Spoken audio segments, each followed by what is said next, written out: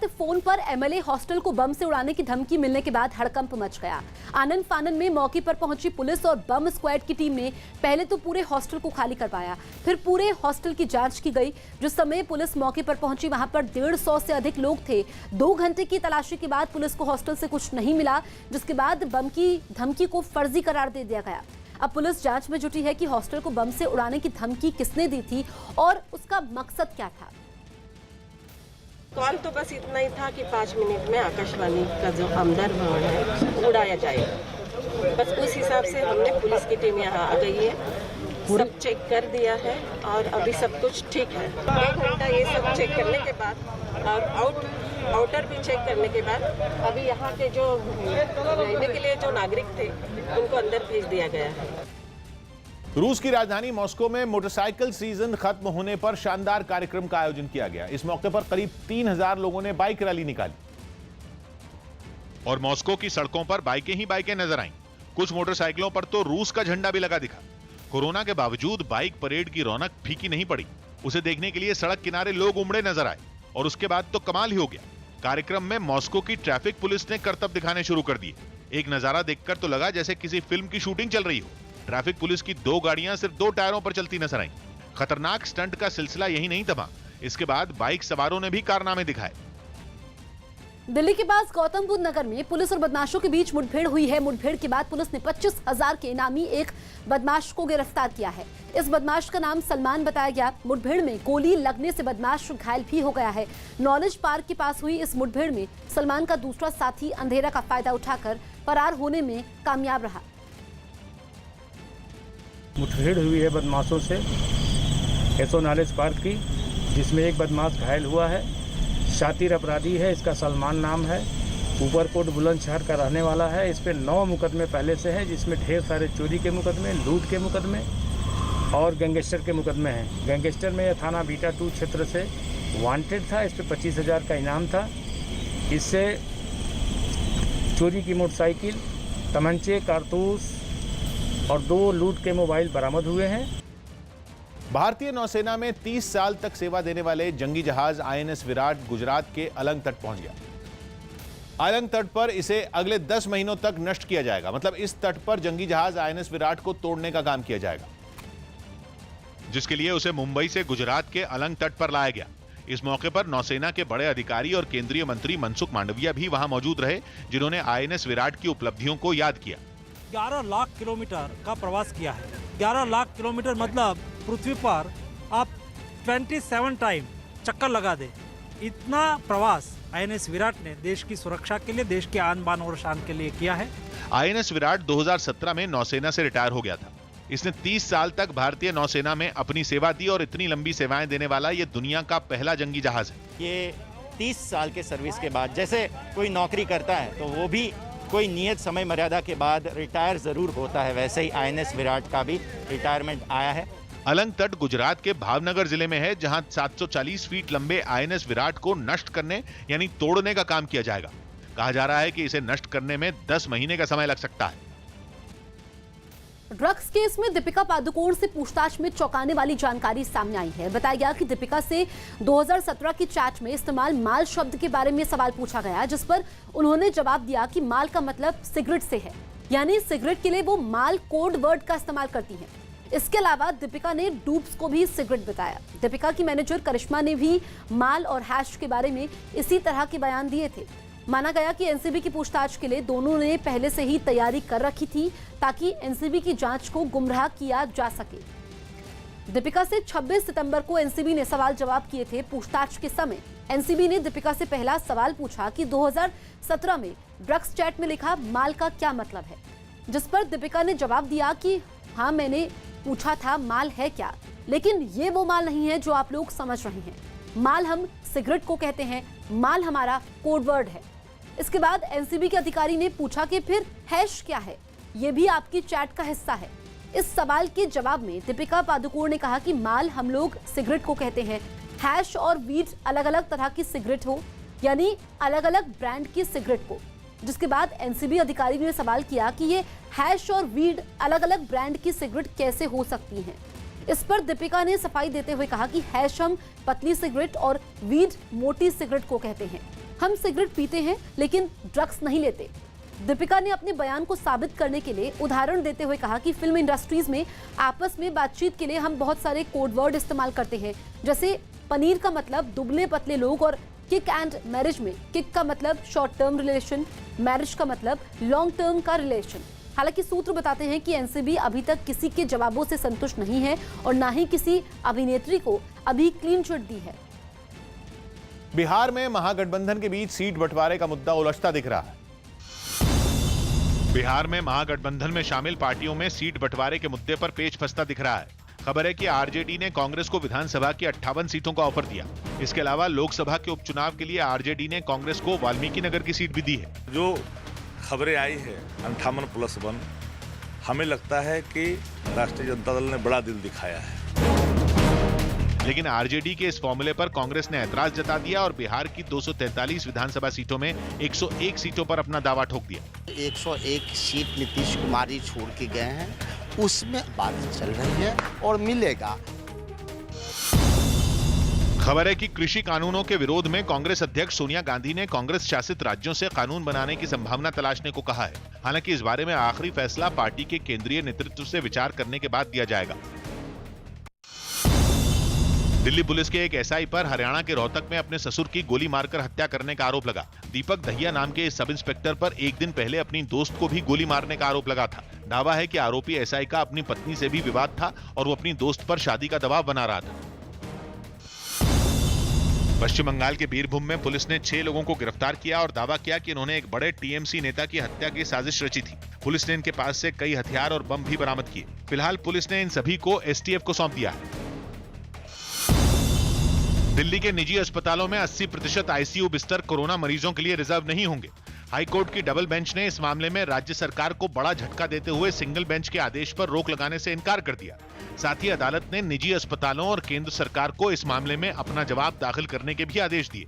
अब इस मामले की अगली सुनवाई 9 अक्टूबर को होगी। इससे पहले दिल्ली सरकार ने निजी अस्पतालों को यह आदेश दिया था कि वो अपने अस्पतालों में 80% बिस्तर कोरोना मरीजों के लिए रिजर्व रखें। यूपी के बागपत में एक मकान में अचानक भीषण आग लगने से अफरा तफरी मच गई। बताया गया कि मकान के पास ही बड़ी संख्या में प्लास्टिक पाइप और लकड़ियां भी थी, जिससे आग तेजी से फैल गई और देखते ही देखते आग ने पूरे मकान को अपनी चपेट में ले लिया। आग की ऊंची लपटें और उससे उठ रहे धुएं की गुबार ने आसपास के लोगों को खौफ से भर दिया। जिस मकान में आग लगी उसके आसपास कई और भी मकान थे जिनमें आग के फैलने का डर था। यही वजह रही कि लोग अपने घरों से बाहर निकल आए। कुछ ही देर में पूरा गांव वहां जुट गया। आग के धुएं से आसमान काला दिखाई देने लगा। लोगों ने दमकल विभाग को इसकी खबर दी, लेकिन दमकल कर्मचारियों के वहां पहुंचने तक काफी देर हो चुकी थी और पूरा मकान जलकर राख हो चुका था। बताया गया कि कई दूसरे मकानों को भी इससे नुकसान पहुंचा। केंद्र के कृषि से जुड़े नए कानूनों के खिलाफ दिल्ली कांग्रेस के अध्यक्ष अनिल चौधरी और पार्टी कार्यकर्ताओं ने जमकर हंगामा किया। उन्होंने दिल्ली के राजघाट से उपराज्यपाल के आवास तक मार्च निकालने की भी कोशिश की, जिसके बाद पुलिस ने कांग्रेस कार्यकर्ताओं को हिरासत में लेना शुरू कर दिया। प्रदर्शनकारियों को घसीटकर पुलिस की गाड़ियों और बसों में भर दिया गया। केसी बिल के खिलाफ कांग्रेस का प्रदर्शन जारी है। अनिल चौधरी यहाँ पर मौजूद है, दिल्ली प्रदेश कांग्रेस कमेटी के अध्यक्ष हैं। जब आप देख रहे हैं कि जो यहाँ पर दिल्ली पुलिस है वो इन सभी को डिटेन करने की तैयारी में है। पुलिस के कड़े बंदोबस्त की वजह से प्रदर्शनकारी राजघाट से आगे नहीं बढ़ पाए। इस पर नाराज कार्यकर्ताओं ने रास्ते को जाम कर दिया। दिल्ली कांग्रेस के अध्यक्ष अनिल चौधरी ने केंद्र सरकार को भी खूब कोसा। प्रधानमंत्री जी किसानों की नहीं सुनते, मजदूरों को नहीं सुनते, उनके खिलाफ कानून काला कानून बनाते हैं, तो आखिर कांग्रेस पार्टी सड़कों पे क्यों ना उतरे। पुलिस की कार्रवाई से भड़के कांग्रेस कार्यकर्ताओं की उससे खींचतान भी हुई। उन्होंने केंद्र के नए कृषि कानूनों को वापस लेने की भी मांग की। ये देख लीजिए, काले कानून के खिलाफ हम प्रोटेस्ट कर रहे हैं किसान को बचाने के लिए। ये सब किसान को मार देना चाहते हैं। राजघाट के पास हुए इस प्रदर्शन की वजह से वहां से गुजरने वाले लोग काफी परेशान रहे। एलएसी पर चल रहे तनाव के बीच भारतीय सेना ने सर्दियों में भी चीन को मुंहतोड़ जवाब देने की तैयारी कर ली है। न्यूज 18 के संदीप बोल की रिपोर्ट है कि लद्दाख में एलएसी पर भारतीय सेना बड़े पैमाने पर टैंकों और हथियारों की तैनाती कर चुकी है। जवानों के लिए वहां पर कई महीनों तक खाने पीने और बाकी जरूरत का सामान भी भेजा जा चुका है। ये सारी तैयारियां सर्दियों के लिए की गई हैं ताकि कड़ाके की ठंड में चीन के सैनिकों को जवाब देने के लिए भारतीय जवान मुस्तैद रहें।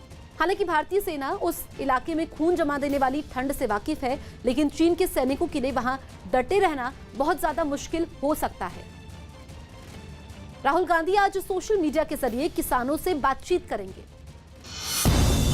राहुल गांधी आज सुबह 10 बजे किसानों से संवाद करेंगे। एनडीए से गठबंधन तोड़ने के बाद अकाली दल के सुखबीर सिंह बादल ने कई जगह बैठक कर कार्यकर्ताओं को संबोधित किया। पश्चिम बंगाल में हल्दिया के पास एक कमर्शियल शिप में आग लग गई, जिसके बाद भारतीय तटरक्षक दल के जवान आग बुझाने में जुट गए। तमिलनाडु के मदुरई में एक पटाखा फैक्ट्री में आग लगने के बाद हुए धमाके में एक आदमी की मौत हो गई। यूपी के बरेली में गंगा नदी के किनारे की सरकारी जमीन पर कब्जे को लेकर दो पक्षों के बीच जमकर हुई फायरिंग का वीडियो सामने आने के बाद पुलिस ने दोनों पक्षों के खिलाफ मुकदमा दर्ज करवाया। यूपी के ललितपुर में प्राइमरी स्कूल में 10 फीट लंबे अजगर निकलने पर हड़कंप मच गया, जिसके बाद वन विभाग की टीम ने अजगर का रेस्क्यू किया। भारत और डेनमार्क के पीएम के बीच ग्रीन सामरिक साझेदारी के तहत ऊर्जा क्षेत्र में कई अहम समझौते हुए। इलाहाबाद हाईकोर्ट ने केंद्र सरकार को निर्देश दिया कि वो कोरोना वैक्सीन के ट्रायल की प्रगति के बारे में जानकारी दे। अरुणाचल प्रदेश के मुख्यमंत्री ने जानकारी दी कि अक्टूबर महीने के बाद राज्य में पर्यटन खोल दिया जाएगा। इस समय की बड़ी खबर गुजरात के वडोदरा से आ रही है, जहां पर बन रही एक नई इमारत के गिरने की वजह से 3 लोगों की मौत हुई है। हादसा वडोदरा के बाबामानपुरा इलाके में देर रात हुआ। राहत और बचाव का काम अभी भी जारी है। मलबे में दबे 6 मजदूरों को सुरक्षित बाहर निकाला गया है और इलाज के लिए अस्पताल भेजा गया है। तो अस्पताल भेजा गया है। तस्वीरें इस वक्त हम आपको दिखा सकते हैं। बन रहा इमारत वहां पर गिर गई और रात को यह हादसा हुआ। गुजरात के वडोदरा की तस्वीरें आप देखिए। बन रही एक नई इमारत की गिरने की वजह से 3 लोगों की मौत हुई। 4 लोगों को पहले निकाला गया, जिसमें 3 की मौत हुई, जबकि एक की हालत गंभीर बनी हुई है। राहत और बचाव का काम अभी भी जारी है। मलबे में दबे 6 मजदूरों को सुरक्षित बाहर निकाला गया है और अस्पताल भेजा गया है। अभी भी कुछ मजदूर इमारत के अंदर दबे हो सकते हैं। आर्मेनिया और अजरबैजान के बीच जारी सीमा विवाद एक खूनी जंग में बदल गया। इस झड़प में करीब 25 लोगों की मौत हो गई, जबकि 100 से ज्यादा लोग घायल हो गए। यूरोप के करीब एशिया के ये दोनों देश एक इलाके पर कब्जे के लिए सालों से आमने सामने हैं। लेकिन इस बार ये विवाद एक बड़ी लड़ाई में तब्दील हो गया। नागोर्नो कराबाख नाम के इस इलाके पर कब्जे के लिए दोनों के बीच खूनी जंग शुरू हो गई। दोनों ही देशों ने एक दूसरे को भारी नुकसान पहुंचाने का दावा किया और हमले से जुड़े वीडियो जारी किए। आर्मेनिया ने अजरबैजान के कई टैंकों और हेलीकॉप्टरों को तबाह करने का दावा किया। आर्मेनिया की तरफ से जो वीडियो जारी किया गया, उसमें हमले का शिकार हुआ एक टैंक भीषण लपटों से घिरा नजर आया। टैंकों का ये काफिला आगे बढ़ रहा था, लेकिन तभी हमला हुआ और सबसे आगे मौजूद टैंक तबाह हो गया। इसी तरह कुछ दूसरे टैंकों को भी हमला कर उन्हें बर्बाद कर दिया गया। अजरबैजान ने आर्मेनिया को मुंह तोड़ जवाब देने का दावा किया। अजरबैजान के मुताबिक उसके पलटवार में आर्मेनिया के एयर डिफेंस सिस्टम और उसके तोपखाने को भारी नुकसान पहुंचा। झड़प के बाद आर्मेनिया ने नागोर्नो कराबाख इलाके में मार्शल लॉ लगा दिया और भारी तादाद में सेना तैनात कर दी, जबकि अजरबैजान ने भी इस इलाके को किसी भी कीमत पर हासिल करने का ऐलान कर दिया, जिससे वहां तनाव और गहरा गया। नए कृषि कानूनों के विरोध में आज भी किसानों का धरना प्रदर्शन जारी है। किसानों का सबसे ज्यादा असर पंजाब में दिखाई दे रहा है। आज बठिंडा, अमृतसर में किसानों की बड़े स्तर पर विरोध प्रदर्शन करने की योजना है। अमृतसर में किसान लगातार रेलवे ट्रैक पर बैठे हुए हैं, जिसकी वजह से ट्रेनों की आवाजाही पर असर पड़ा है। आज बठिंडा में भी किसानों की केंद्र सरकार के खिलाफ जोरदार प्रदर्शन की योजना है। किसानों ने ऐलान कर दिया है कि जब तक नए कृषि कानूनों को सरकार वापस नहीं लेगी, उनका आंदोलन जारी रहेगा। केंद्र के नए कृषि कानूनों पर जारी घमासान के बीच देश की राजधानी दिल्ली में सड़कों पर उतरे पंजाब यूथ कांग्रेस के कार्यकर्ताओं ने इंडिया गेट के पास एक ट्रैक्टर को आग के हवाले कर दिया। इस मामले में दिल्ली पुलिस ने 5 लोगों को गिरफ्तार करने की भी जानकारी दी, जो पंजाब यूथ कांग्रेस के सदस्य बताए जा रहे हैं, जिन पर यह आरोप है कि उन्होंने इंडिया गेट पर बिना किसी मंजूरी के प्रदर्शन किया और वहां एक ट्रैक्टर को भी फूंक दिया। प्रदर्शनकारी एक ट्रक में ट्रैक्टर को रखकर लाए थे। इंडिया गेट से कुछ ही दूरी पर उन्होंने ट्रैक्टर को नीचे गिरा दिया और उसके बाद उसमें आग लगा दी। प्रदर्शन के दौरान शहीद भगत सिंह की जयंती पर पंजाब यूथ कांग्रेस के कार्यकर्ताओं ने उनके नाम के नारे भी लगाए। इंडिया गेट से कुछ ही दूरी पर हुए इस हंगामे ने पुलिस को भी सकते में डाल दिया।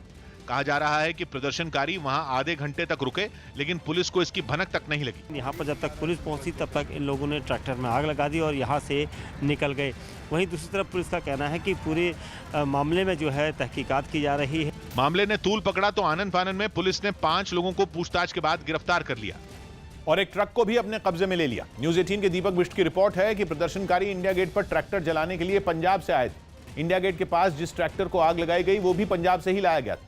कहा जा रहा है कि ट्रैक्टर के साथ पंजाब यूथ कांग्रेस के अध्यक्ष भी मौजूद थे, जिनकी वजह से प्रदर्शनकारियों और ट्रैक्टर को दिल्ली में एंट्री मिल गई, क्योंकि उनके साथ पंजाब पुलिस के 4 जवान भी साथ थे। ये जवान पंजाब यूथ कांग्रेस के अध्यक्ष को उनकी सुरक्षा के लिए मिले हुए हैं, लेकिन आरोप है कि इन जवानों की आड़ में ट्रैक्टर और कई प्रदर्शनकारियों को दिल्ली लाया गया और इंडिया गेट पहुंचकर ट्रैक्टर को आग लगा दी गई। इस मामले में पुलिस ने केस दर्ज कर लिया है। कृषि कानून के विरोध में दिल्ली में राजपथ पर जिस ट्रैक्टर को यूथ कांग्रेस के कार्यकर्ताओं ने जलाया था, उसे ही 20 सितंबर यानी 8 दिन पहले अंबाला में भी प्रदर्शन के समय जलाया गया था। तस्वीरों को देख करके साफ पता चलता है कि दोनों ट्रैक्टर एक ही हैं और उनकी नंबर प्लेट भी एक है, यानी RRK 1163। जानकारी के मुताबिक इस ट्रैक्टर को एक ट्रक के जरिए दिल्ली लाया गया था और फिर प्रदर्शन के समय इसे आग के हवाले कर दिया। इस मामले में अब तक 6 लोगों को गिरफ्तार किया गया है, जबकि 6 और गाड़ियों को भी जब्त किया गया है।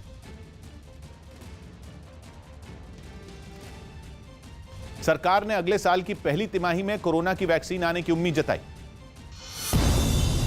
स्वास्थ्य मंत्री हर्षवर्धन ने जानकारी दी कि कोरोना वैक्सीन बनाने के लिए तेजी से काम हो रहा है। साथ ही उन्होंने उम्मीद जताई कि अगले साल की पहली तिमाही में कोरोना वैक्सीन लोगों के लिए उपलब्ध हो जाएगी। हम सबको उम्मीद है कि जैसे ही अगला साल शुरू होगा तो उसके पहले तिमाही के अंदर कभी भी हमारे देश के लोगों को वैक्सीन उपलब्ध हो सकती है।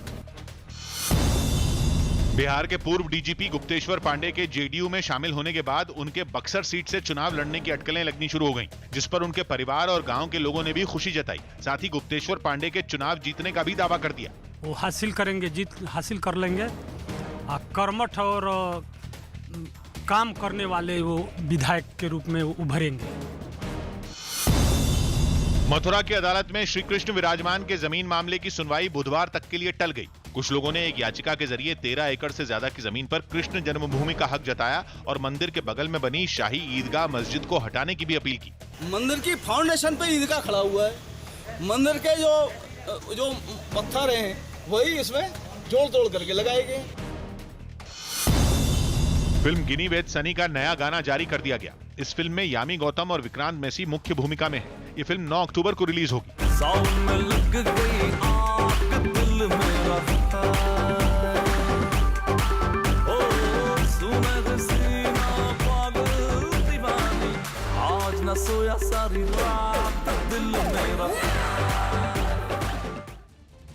राजस्थान के कोटा में संपत्ति के विवाद में बहनों ने मिलकर अपने भाई पर हमला करवा दिया। बताया गया कि एक होटल पर कब्जे को लेकर भाई और 2 बहनों में लंबे वक्त से विवाद चल रहा था और इसी बीच ये विवाद इतना बढ़ गया कि बहनों ने भाई पर जानलेवा हमला करवा दिया। इस हमले में उन बहनों के पति ने भी साथ दिया। इसके अलावा उन्होंने कुछ बदमाशों को भी अपने साथ बुलाया था। ये पूरी घटना होटल में लगे सीसीटीवी कैमरे में रिकॉर्ड हुई, जिसमें कई लोग मिलकर एक आदमी पर हमला करते दिखे। इस हमले में वो आदमी बुरी तरह घायल हो गया। मामला सामने आया तो पुलिस ने 3 लोगों को हिरासत में ले लिया। होटल में आए थे, इसी दौरान इनके कहा सुनी और टॉक्स हुई, इन्होंने अपने साथ लाए हुए कुछ बदमाशों से इन लोगों पे हमला करा दिया। दिल्ली में मास्क पहनने के बारे में लोगों को जागरूक करने के लिए प्रशासन ने एक अनोखा तरीका अपनाया। यमराज का डर दिखाकर लोगों से सावधानी बरतने की अपील की गई और मास्क न पहनने वालों का चालान काटा गया, जिसके लिए प्रशासन ने पुलिस के अलावा 2 कलाकारों की मदद ली। यमराज और चंद्रगुप्त का लिबास पहने दोनों कलाकार प्रशासन की टीम के साथ कनॉट प्लेस की सड़कों पर निकले और मास्क न लगाने वालों का चालान काटा। सामान खरीदने के लिए दुकानों में पहुंचे लोग हों या फिर सड़कों के किनारे बैठने वाले, किसी को भी नहीं बख्शा गया। जो भी बिना मास्क के पकड़ा गया उसे 500 रुपए का जुर्माना भरना पड़ा। नई दिल्ली जिला प्रशासन ने एक अनोखी कैंपेन यहाँ पर चलाई है। जो मास्क नहीं पहन रहे हैं उनका चालान खुद यहाँ पर यमराज कर रहे हैं। प्रशासन ने इस अभियान को आप मास्क चुनेंगे या यमराज नाम दिया, जिसके जरिए लोगों से हर कीमत पर मास्क पहनने की अपील की गई। हम इनको यही संदेश देना चाह रहे हैं कि ये आगे से अपने घर से मास्क लगा के निकलें और ज़्यादा मास्क लगा के रहे हमेशा। जागरूकता फैलाने के लिए प्रशासन के इस अनोखे कदम की कई लोगों ने तारीफ भी की। जम्मू कश्मीर से इस समय की बड़ी खबर आ रही है। पाकिस्तान ने जम्मू कश्मीर के पुंछ में एक बार फिर से सीज फायर को तोड़ते हुए गोलाबारी की है। पाकिस्तानी सेना की ओर से मेंढर और मनकोट सेक्टर में गोलाबारी की जा रही है, जिसका भारतीय सेना भी मुंहतोड़ जवाब दे रही है। आतंकवादियों की घुसपैठ करवाने के लिए अक्सर पाकिस्तान की सेना इस तरह की हरकत करती है। चीन की राजधानी बीजिंग में अंतर्राष्ट्रीय ऑटो शो शुरू होते ही लापरवाही की मिसाल देखने को मिली। वहां गाड़ियों की एक झलक पाने के लिए भीड़ उमड़ पड़ी। चीन से फैला कोरोना वायरस दुनिया भर में आतंक फैला रहा है, लेकिन लगता नहीं कि चीन को मामले की गंभीरता समझ आ रही। क्योंकि ऑटो शो में ऐसा रेला लगा नजर आया जैसे दुनिया में कोरोना नाम की कोई बीमारी ही ना हो। भारी संख्या में लोग गाड़ियों के मेले को देखने पहुंचे, उस पर भी दूर दूर तक कोई सोशल डिस्टेंसिंग नहीं। महामारी से बेखौफ लोग बिल्कुल साथ साथ बैठे दिखे, बल्कि कुछ के चेहरों पर तो मास्क भी नजर नहीं आया। चीन के सबसे बड़े ऑटो शो में एक से बढ़कर एक स्टाइलिश गाड़ियों की ऐसी नुमाइश देखने को मिली कि उनकी चकाचौंध में लोग कोरोना के खतरे को ही भुला बैठे। बताया गया कि 10 दिन तक चलने वाले ऑटो शो में इस बार करीब 800 वाहनों की प्रदर्शनी लगाई गई है। कांग्रेस नेता और पंजाब के पूर्व मंत्री नवजोत सिंह सिद्धू भी सोमवार को किसानों के समर्थन में सड़क पर उतरे। इतना ही नहीं, सिद्धू ने संगरूर में अपने ही अंदाज में केंद्र सरकार और बीजेपी पर निशाना भी साधा। सिद्धू ने कहा कि पंजाब का किसान एक साथ होकर केंद्र सरकार से अपने हक को छीन सकता है। इतना ही नहीं, सिद्धू ने दावा किया कि अब वो संगरूर में घर घर जाकर किसानों को जागरूक करेंगे ताकि वो खुद राजनीति में आकर अपना हक छीन सके। जीएसटी ने व्यापारी मारिया, एक काले कानून किसान मार रहे हैं, एक काले कानून साडी पग नूं हथ पा रहे हैं। ये 28,000 आड़तियां खत्म कर देंगे। साडा विरसा, साडा अज तो 50 सालों च बनाया होया 3 पीढ़ियां दा विरसा, मेरे बाप दादियां दा विरसा, साडी जगीर मंडियां, ये सिस्टम ये सारा खत्म कर देंगे। 28,000 आड़तियां ਉਹਦੇ ਵਿੱਚ 4 ਤੋਂ 5 ਲੱਖ ਮੰਡੀਆਂ 'ਚ ਕੰਮ ਕਰਨ ਵਾਲਾ ਮਜ਼ਦੂਰ है।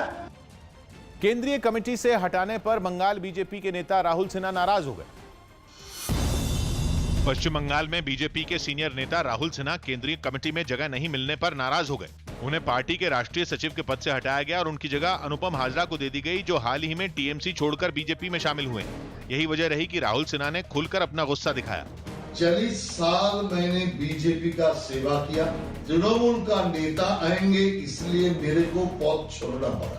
हालांकि अनुपम हाजरा ने उम्मीद जताई कि वो राहुल सिन्हा को मना लेंगे।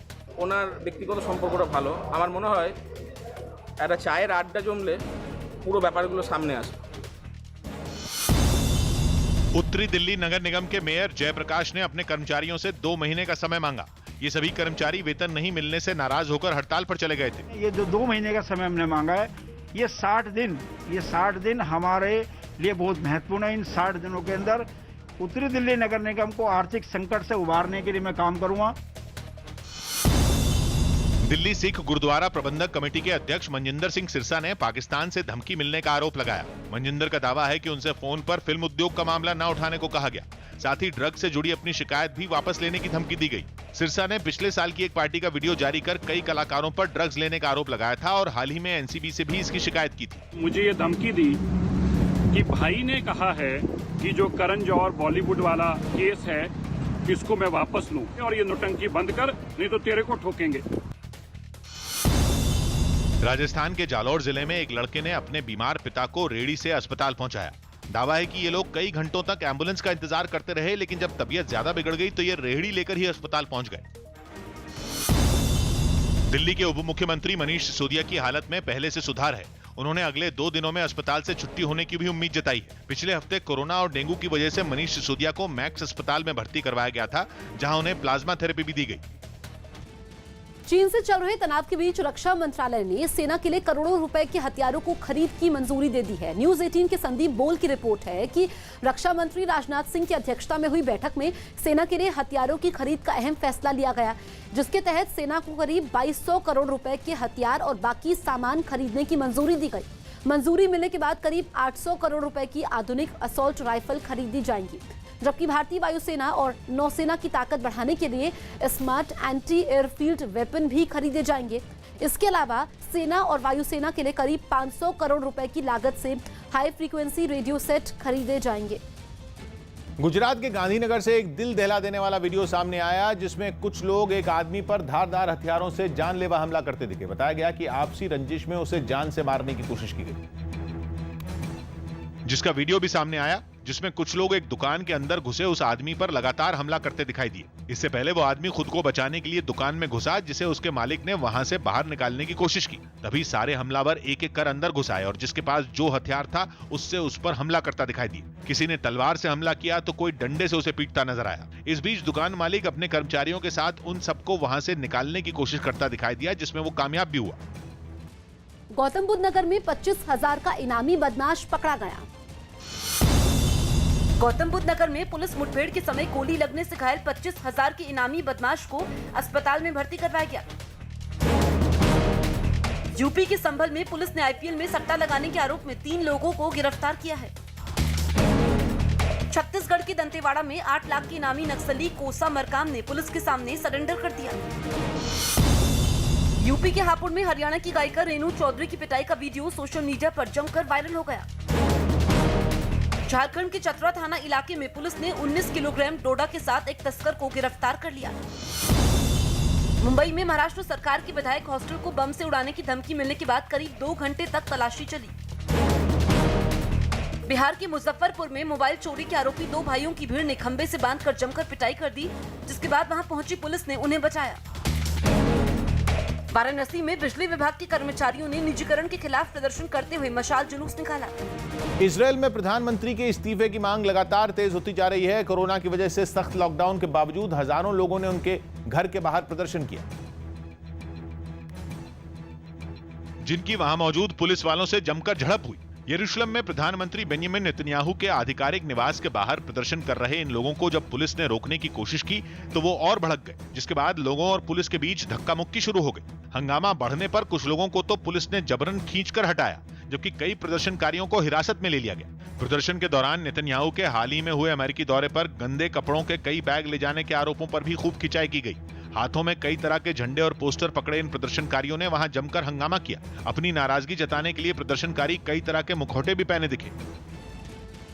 यूपी के हापुड़ में अवैध संबंध के आरोप में एक महिला ने दूसरी महिला की पिटाई कर दी। बताया गया कि उस महिला के पति का किसी दूसरी महिला के साथ संबंध था, जिसे उसने रंगे हाथ पकड़ लिया, जिसके बाद उसने अपना आपा खो दिया और दूसरी महिला पर टूट पड़ी। वो उसके बाल पकड़कर उसे खींचते हुए घर से बाहर ले आई और फिर जमकर उसकी पिटाई की। इस बीच महिला के घरवाले भी उसके साथ दिखाई दिए। इससे पहले जब उसने अपने पति को रंगे हाथों पकड़ा, तब उसने पति के साथ उस महिला को भी खूब खरी खोटी सुनाई। बाद में ये मामला पुलिस तक पहुंच गया। जो व्यक्ति महिला के साथ यहाँ रहते हैं, उनकी पत्नी और उनके परिवारीजन वहाँ पहुँच गए, जिससे उस व्यक्ति की पत्नी और उस महिला के बीच में मारपीट हुई है। महिलाओं के बीच मारपीट का ये वीडियो सोशल मीडिया पर भी वायरल हो गया। अमेरिका के कैलिफोर्निया के जंगलों में लगी आग लगातार बेकाबू होती जा रही है। लगभग 1 महीने से लगी इस भीषण आग पर काबू पाने की तमाम कोशिशें की गई, लेकिन वो बुझने के बजाय और भड़कती चली गई। वहां से कई ऐसी दिल दहला देने वाली तस्वीरें सामने आईं, जिनमें जंगल का एक बड़ा हिस्सा आग की तेज लपटों और धुएं में घिरा नजर आया। हरे भरे जंगल शोलों में लिपटकर सुर्ख हो गए और लपटों और धुएं की वजह से नीले आसमान पर लालिमा छा गई। ऐसे हालात में भी कई विमान आग की लपटों के बीच आसमान से पानी और केमिकल की बौछार करते दिखे। कैलिफोर्निया के अलग अलग हिस्सों में जल रहे जंगल को बचाने के लिए 1500 दमकल कर्मी दिन रात डटे हैं, लेकिन मौसम उनके सामने बड़ी चुनौती बन रहा है। So every day the guys are battling. They spend half their day battling spot fires and not forward advancing. ये आग अमेरिका के इतिहास की अब तक की सबसे बड़ी आग बताई गई, जिसने कुछ ही वक्त में हजारों एकड़ की हरी भरी जमीन को बंजर बना दिया। सिर्फ जंगल ही नहीं, ये कई रिहायशी इलाकों को भी राख के ढेर में बदल चुकी है और किसी को नहीं पता कि इस पर कब तक काबू पाया जा सकेगा। इंडिया गेट के पास ट्रैक्टर जलाने पर कांग्रेस और बीजेपी आमने सामने आ गए। दिल्ली में इंडिया गेट के पास हुए यूथ कांग्रेस के प्रदर्शन में ट्रैक्टर जलाने पर सियासी पारा चढ़ गया। बताया गया कि यह ट्रैक्टर पंजाब से लाया गया था और उसके साथ पंजाब पुलिस के कुछ जवान भी थे। बीजेपी ने इसी बात पर कांग्रेस को घेरा और मामले की कानूनी जांच की मांग की, क्योंकि पंजाब में कांग्रेस की सरकार है। पंजाब पुलिस की सुरक्षा में राष्ट्रपति भवन के सामने ला करके राजपथ पर उसको जलाना, ये अपने आप में कई कानूनी एंगल भी है। बीजेपी ने जैसे ही वार किया, खुद पंजाब के मुख्यमंत्री कैप्टन अमरिंदर सिंह ने उसे जवाब दिया। अगर मेरा ट्रैक्टर है, मैं फूकना चाहूँ, दोनों की सही है। प्रधानमंत्री मोदी ने डेनमार्क के प्रधानमंत्री से एक वर्चुअल बैठक की। इस दौरान प्रधानमंत्री के पीछे लगी स्क्रीन पर बिहार की नालंदा यूनिवर्सिटी की तस्वीर लगी दिखाई दी। बिहार में अगले महीने विधानसभा चुनाव हैं, ऐसे में इस तस्वीर को उससे जोड़कर देखा जा रहा है।